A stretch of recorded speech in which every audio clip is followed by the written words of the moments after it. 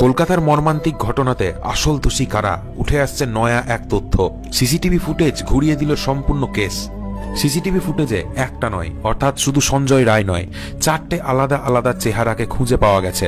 প্রথম যে ছেলেটিকে দেখা গেছে সেটা ফার্স্ট ইয়ারের পোস্ট গ্র্যাজুয়েট ট্রেনি ডক্টর। দ্বিতীয় সুমিত্র, ফার্স্ট ইয়ারের পিজি ট্রেনি ডক্টর। 3 নম্বর শুভদীপ, ইন্টার্ন চেস্ট মেডিসিন ডিপার্টমেন্টের। 4 নম্বর গোলাম, হসপিটালের একজন স্টাফ। বন্ধু, এই ভিডিওতে বলা তথ্যগুলো এখন অব্দি কোনো ভিডিওতে আপনারা পাননি, তাই শেষ অব্দি দেখুন এবং শেয়ার করে লক্ষ মানুষের কাছে ছড়িয়ে দিন। বিরাট আপডেট, আরও কিছু ব্যক্তিকে সিসিটিভি ক্যামেরাতে দেখা গেছে। 8 এবং 9 আগস্টের রাত্রিবেলায় যে ঘটনাটি ঘটেছে সেই সব কিছুর এভিডেন্স সিবিআই জোগাড় করে ফেলেছে। সিবিআই বলছে সেই দিন রাত্রিবেলায় 12টার সময়কার একটা ফুটেজ পাওয়া গেছে, যে ফুটেজে আমাদের তিলোত্তমা ছিল। তার সঙ্গে ছিল 2টো ট্রেনি ডক্টর, একটার নাম সুমিত্র এবং তার সঙ্গে আরেকজন বন্ধু ছিল, দুটোই ছিল জুনিয়র। এই 3 জন শিফট শেষ করার পরে ডিনার করতে বসে। ডিনার যখনই করলো, ঠিক 12টার সময় ডিনার করলো। তারপরে এই গ্রুপ ডিসাইড করলো যে একটু রিল্যাক্স হয়ে নি। ঠিক 12টার সময় যায় তারা সেমিনার হলে। অলিম্পিকের নীরাজ চোপড়ার যে থ্রো প্রতিযোগিতা হয়েছিল সেটা তারা দেখবে, সেটাই তারা তখন ঠিক করে। টানা 36 ঘন্টা লং শিফটের পরে রিল্যাক্স করার জন্য তারা এই শোটিকেই বেছে নেয়। সুমিত্র, রাখো এবং আমাদের তিলোত্তমা 3 জন মিলে অলিম্পিকে সেই শো দেখতে শুরু করে নীরাজ চোপড়ার। তারপর ঠিক রাত্রি 2টো নাগাদ সুমিত্র এবং রাখো নামের 2 জন ছেলে সেমিনার হল থেকে বাইরে চলে আসে। তারপরে সেমিনার হলের ঠিক উল্টো দিকে অপোজিট সাইডে একটা স্লিপ রুম ছিল, যেখানে স্লিপ স্টাডি করা হয়, অর্থাৎ পেশেন্টদের ঘুমিয়ে থাকা অবস্থায় তাদের শরীরে কি কি চেঞ্জেস আসছে সেটা নিয়ে স্টাডি করা হয়। রাখো এবং সুমিত্র ওই 2 জন ওই হলের মধ্যে গিয়ে ঘুমিয়ে পড়ে। তখন বাজে ঠিক রাত্রি 2টো মতো। সেই সময় আমাদের তিলোত্তমা সেমিনার রুমে একা রেস্ট নেয়ার জন্য অগ্রসর হয়, সেটাই তার সিদ্ধান্ত ছিল। এরপরে শুভদীপ নামের যে 3 নম্বর ডাক্তার, যে ইন্টার্ন ছিল, যেও ছিল এই গ্রুপে, সে 3rd ফ্লোরে চলে যায়। ভালো করে মন দিয়ে শুনুন, 3rd ফ্লোর, যেখানে সেমিনার রুম ছিল, যেখানে এই ঘটনাটি ঘটেছে সেখানে। আর তার পাশে আর একটা রুম আছে ইন্টার্ন রুম, সেখানে সেই ছেলেটি ছিল শুভদীপ। এরপরে সিসিটিভি ফুটেজ এমন কিছু দৃশ্য দেখালো যে কেস পুরো উল্টে যাচ্ছে। আর সিবিআইকে 4টে মানুষের পলিগ্রাফ টেস্ট অর্থাৎ লাই ডিটেক্টর টেস্ট করার জন্য সম্মতি জানানো হয়। সিবিআই ডিমান্ড করলো যে এই 4 জনেরও লাই ডিটেক্টর টেস্ট হবে। 4 নম্বর ব্যক্তি রাত্রি 2টোর সময়, ভালো করে শুনবেন, সুমিত্র এবং রাখো আমাদের তিলোত্তমাকে সেমিনার হলে ছেড়ে যায়। তারপরে ওরা চলে গেল সামনের স্লিপ রুমে। সেমিনার রুম থেকে 2টোর সময় ডাক্তারবাবুরা চলে যায়। সেই সময়তে সেই জায়গাতে অর্থাৎ চত্বরে ছিল একা আমাদের তিলোত্তমা। ঠিক রাত্রি 3:42 যখন হয়, সঞ্জয় রয় পার্কিং এ দেখা যায় তাকে। হসপিটালের গেটের সামনে সে তার বাইককে দাঁড় করায়। 3:48 যে সময় হয়, তখনই সেই ফ্লোরের বিল্ডিং যেখানে এই ঘটনাটি হয়, সেই ইমার্জেন্সি বিল্ডিং এর ভিতরে ঢুকেছিল সঞ্জয়। ঠিক যখন 3:48 বাজে সেই সময়, তারপরে 4:03, ঠিক 4:03 সে করিডোরের পাশে চলে আসে, অর্থাৎ সঞ্জয় সেই গলি যেখানে সেমিনার রুমটি আছে। ঠিক 4:03 সিসিটিভি ক্যামেরাতে ধরা পড়েছে সঞ্জয় রয়ের সেই চেহারা এবং মুখ, যে ছিল সেমিনার হলের ঠিক সামনে। কিন্তু দাঁড়ান, এখনো ঘটনা শেষ হয়নি। 4:03 ঠিক আগেই, যেমনটা ইনফরমেশন এসেছে, ঠিক 4টের সময় অর্থাৎ 3 মিনিট আগে একজন মানুষকে দেখা যায়। আর এটাই হচ্ছে গোলাম, হসপিটালের স্টাফ। হসপিটাল স্টাফের একটা সদস্য বলতে পারেন এই মানুষটিকে, হসপিটালের কর্মচারী।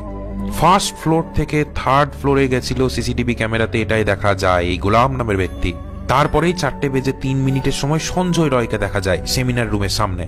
তারপরে 4:03 পরে 4:35 আবারও দেখা যায় যে 1st ফ্লোর হয়ে সেই গোলাম আবার বেরিয়ে আসছে। আর এই জায়গাটাই কিন্তু টার্নিং পয়েন্ট, এটাই কিন্তু ভাবাচ্ছে সবাইকে। আবার উপরন্ত এই জায়গাতে সঞ্জয় রয়ের ব্যবহারটাও ঠিক ছিল না।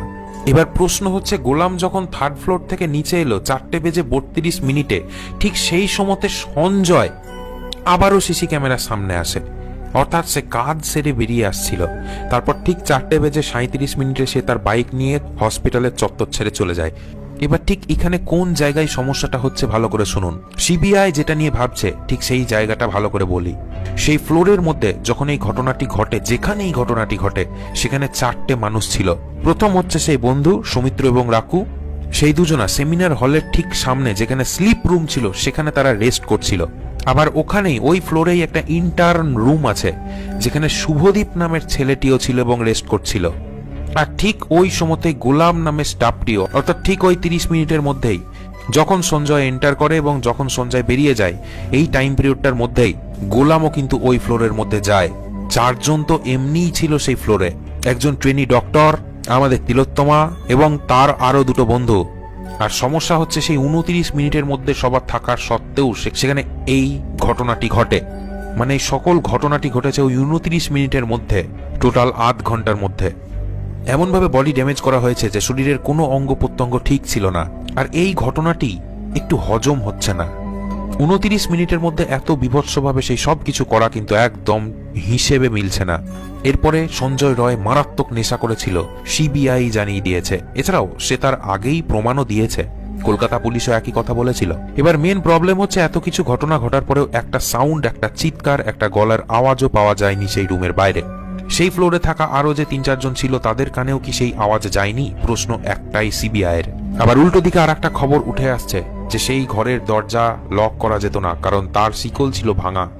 আর এই একটা কারণেই সিবিআই এই 4 জনের পলিগ্রাফ টেস্টের জন্য দাবি করেছে।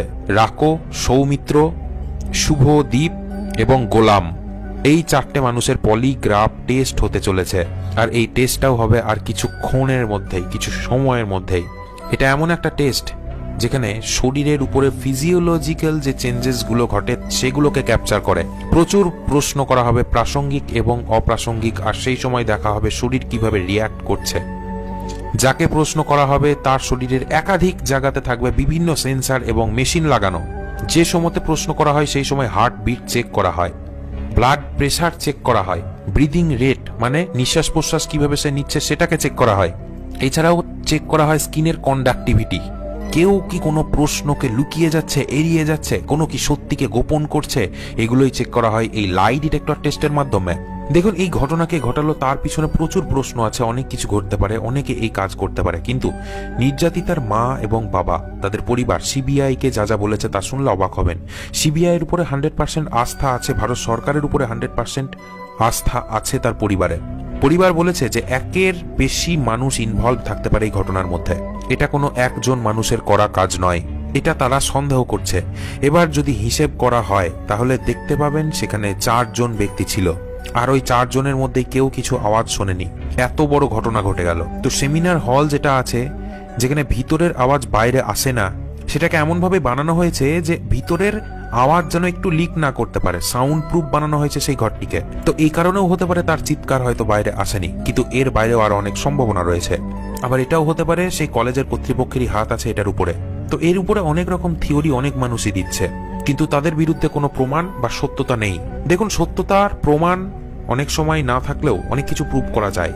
এর মধ্যে একটা পলিগ্রাফ টেস্ট, আরজিকর মেডিকেল কলেজের প্রিন্সিপাল সন্দীপ ঘোষকেও যদি পলিগ্রাফ টেস্ট করানো হয়, যেটা হবে কিছুক্ষণের মধ্যেই, তাহলে অনেক তথ্য বেরিয়ে আসবে।